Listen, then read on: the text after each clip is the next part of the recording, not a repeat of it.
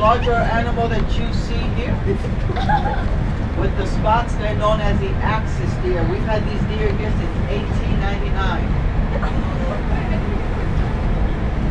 And they're really active this morning. They really enjoy the weather. The larger animal here, they're known as the Bactrian deer.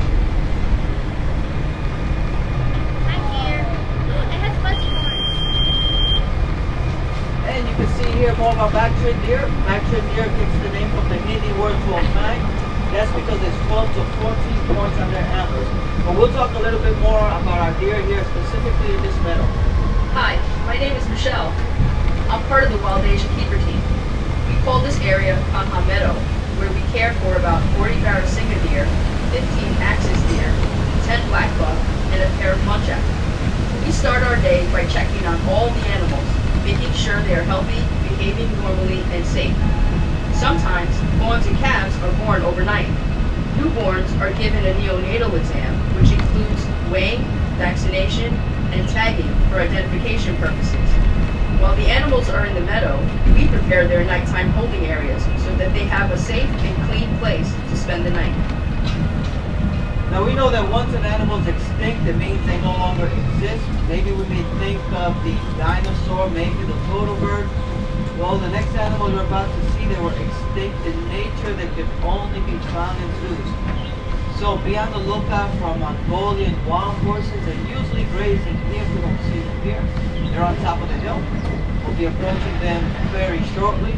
But as we approach a Mongolian wild horses, I want you to notice there'll be some slight genetic differences between these horses and domestic horses.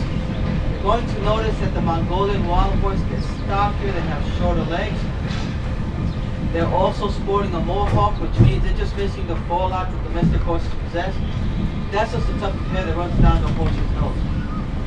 Now you're going to see them very shortly as we approach a Mongolian wild horse. We're going to talk a little bit more about our horses here at the Bronx Zoo. Farmers in it. I'm Jonathan Slatt, and I'm the Russia and Northeast Asia coordinator for the Wildlife Conservation Society. I believe that wildlife has a place on this earth, and my job is to find practical solutions that allow people and wildlife to thrive together. Henry Przewalski's horse went extinct in the wild in the 1960s. On a recent trip to Kazakhstan, I thought about the ongoing successful efforts in that country to bring these horses back to the Central Asian steppe. The world needs happy stories, to watch the impossible become possible, and to see hope restored. That's what's happening today with Henry Przewalski's horse. Now the Bronx Zoo first acquired these horses way back in 1902. To date, we've had over 50 Mongolian wild horses born here. Now they're well taken care of here, but you may notice they don't look too happy. You can tell by their long faces. Get it? Long faces? Right? Because, and you know, interestingly enough, because of successful breeding programs, these horses have been reintroduced into areas of China and the Mongolian steppes. So it's a good story. A happy ending.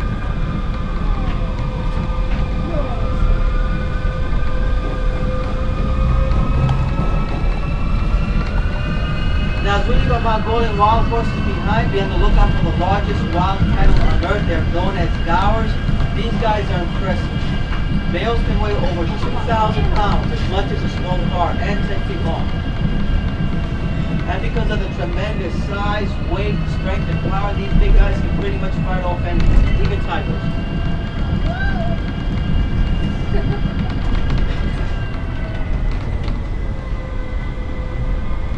Here's a bit more info from Dave, our gaur keeper here at Bronx Zoo. Hi, I'm Dave, a wild animal keeper here in Wild Asia. When the Bronx Zoo received 2 female and 1 male gaur from the San Diego Zoo, it took a couple of introductions before all the animals were comfortable. But after a little bit of time, the 3 new animals fully integrated into the herd, and we have the family that you see today. A family group of gaur can consist of up to 40 individuals and is typically led by an older adult female called the matriarch. Since the 2 females and 1 male have been added to this family, there have been a number of offspring. This is important because gaur are considered to be a vulnerable species, so it's vital to maintain a healthy growing herd here at the zoo. So you can see we have quite a large herd of gaurs, but please do not ask me how many flowers we have here. I have no idea. Not to bring my calculator. Calculator. Wow, tough crowd. Good job. But believe it or not, the only thing that threaten these animals are diseases from domestic cattle. But if you're interested in learning more about our flowers, just check out season 3 of the Zoo on Animal Planet. Now, as we look out behind you, you'll notice quite a bit of noise coming directly behind you. If you take a quick peek, that is traffic coming from the Bronx River Parkway. The Bronx Zoo actually sits in the heart of the concrete jungle. And you may notice these wooden fences directly in front of you. These fences have to be erected to minimize noise coming from the Bronx River Parkway. It's very important because the next animal you're about to see is extremely elusive. So much so that trained wildlife experts in the field at times have difficulty spotting them in the wild. So be on the lookout for our beautiful and majestic Siberian tiger. If I spot him, I'll point him out to you, but if you see him before I do, you can always point him out. See him before, where we go.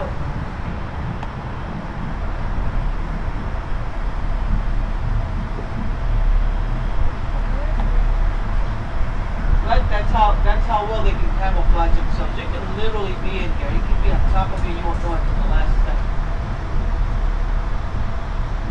Okay, so there he goes. He's taking a siesta. Look towards your right. He's hiding behind that tree.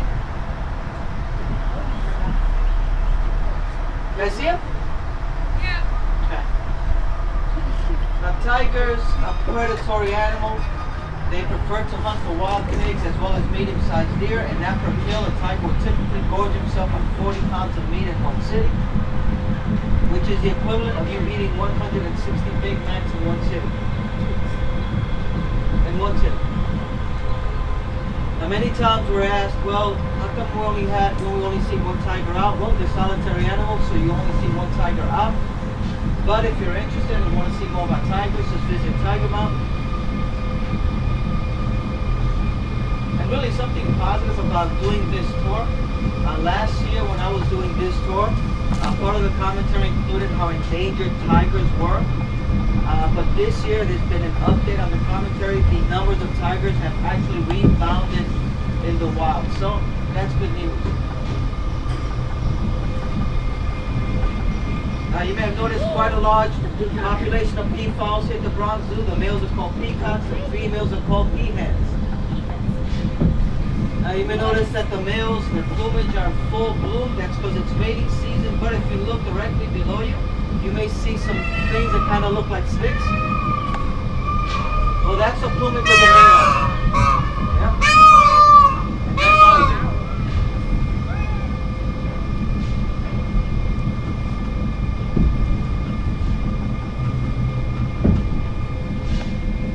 So we're circling around, and within the next few seconds, you're going to see a bamboo forest.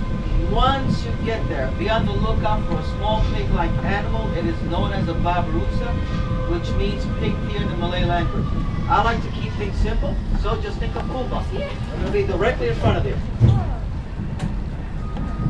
They're native to the island of Sulawesi. And you're going to see two more. Once past this one, they're kind of hiding behind the bushes. You can see them.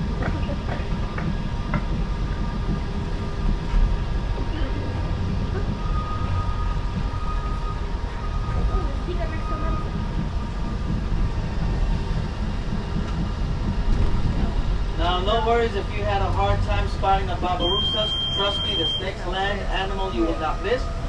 It is the largest land mammal on Earth. You see are two Asian elephants. And their names are Happy and Patty. Now, how can you tell the difference? You guys want to know the difference between the two of them? How we can tell them apart? Yes. Look at their tails. Happy does not have a bushy tail, whereas Patty, you're going to notice the tip of her tail is very bushy. So you see Happy here. Patty's to her right. Ladies, what's happening? The average weight of an Asian elephant is about 10,000 pounds, and both Happy and Patty have an appetite to match. They both can eat up to 200 pounds of hay a day as well as drink 60 gallons of water a day. Average lifespan of an elephant is about 70 years, both happy and fatty, a little over 50 years old. So they're up in age then. But don't worry, they're well taken care of here at the Bronx Zoo. They're given baths as well as pedicures. And notice how pretty the nails look. So as we leave Happy and Patty behind, we have to look out for another large land mammal, our Indian rhino. She's all the way in the back. What we'll do is we're going to circle around and we'll get a closer look at our Indian rhino. In the meantime, we're going to hear a little bit more about our elephants here at the Bronx Zoo. WCS works in the field with both African and Asian elephants. Here is a note from our field scientists who work with Asian elephants. My name is Donny Gunaryadi, and I'm the Elephant Conservation Coordinator for WCS Indonesia. The first time I saw a Sumatran elephant, I thought, this is a magnificent creature. They will be safe because they are so big. But the truth is, they have declined 50% since the 1980s. Even though rats and insects cause more damage to crops than elephants, because the elephant is so huge, psychologically it seems more threatening. So when there is conflict, the farmers poison the elephants. In response, we created a crop protection unit to mitigate conflict and send the elephants back into the park. And it's been a huge success. Since we started in 2003, no elephants and no people have been killed. So you can see our Indian rhino here. Her name is Penny. Where's this one? Now, do you notice the white markings on Penny's face? We're going to talk about that in a minute. But contrary to popular opinion, rhinos are not armor-plated or bulletproof. Their skins are very delicate and very sensitive. Our rhinos will spend most of the day there in this mud wallow, the first one that you saw. The mud provides a natural insulation against insect bites and sunburn. Every once in a while they come out of their graves like they're doing now, but they'll spend most of the day there. So that's how sensitive their skins are. Now the white markings you see on their face, that's sunscreen. Our zookeepers apply sunscreen, that's how sensitive their skins are. If you're interested in how that's applied, again check out Animal Planet, the zoo. I think it's season 2 if I'm not mistaken. And unfortunately, rhinos are highly endangered. Much like the animals we've seen thus far, some have the false idea that horns of the rhino have special magical or medicinal properties, and they're killed simply for their horns.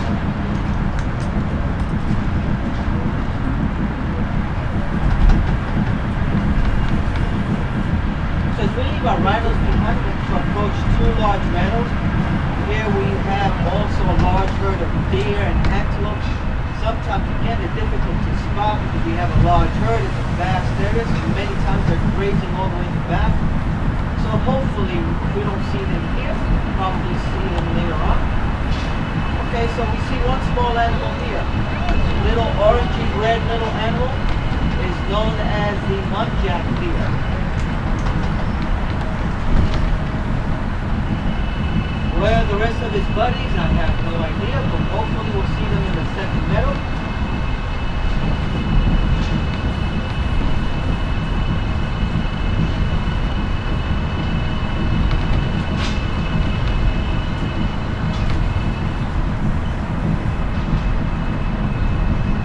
Now the Bronx Zoo is actually the largest zoo in the United States, covers 265 acres, so it's a very large area. Trust me, you can't see everything in a day.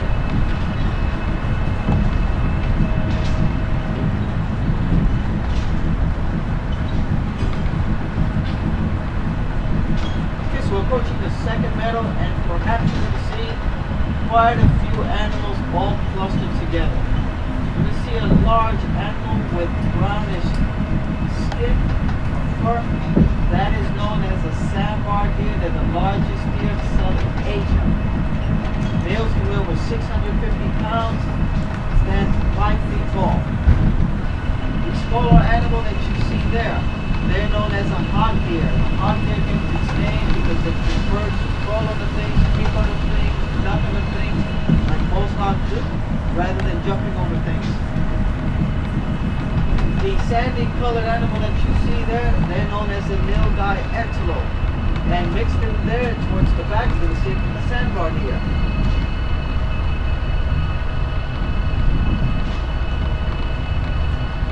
And once we pass this area, past this gated area here at less than 40 pounds, China's tufted deer make it very difficult to spot. But you're gonna see one right over there. They have the grayish, bluish coat. That's a full-grown animal, folks. That's as big as they get. Outside of zoos in China, they're rarely seen. Now, two fun things about the tufted deer. They make a call that sounds very similar to the bark of a small dog, so they sound really cute. Just like the white-tailed deer here in New York City, the tufted deer has a white tail and rump that's used for communication. When they're alarmed or they're scared, they'll raise their tail, signaling the rest of the herd that there's a predator nearby. So as we circle around, we're reaching the highest elevation point of our tour at 35 feet. We'll be crossing the Bronx River for the second time. But you may want to get your cameras ready because at this elevation provides a spectacular view of the Bronx River. I want everyone to do me a favor. Look straight ahead. If you see a bridge, that's where we started the tour. The Bronx River provides a habitat for migrating birds, fish, ducks, and turtles. If you look below, maybe you can see some fish, maybe some turtles.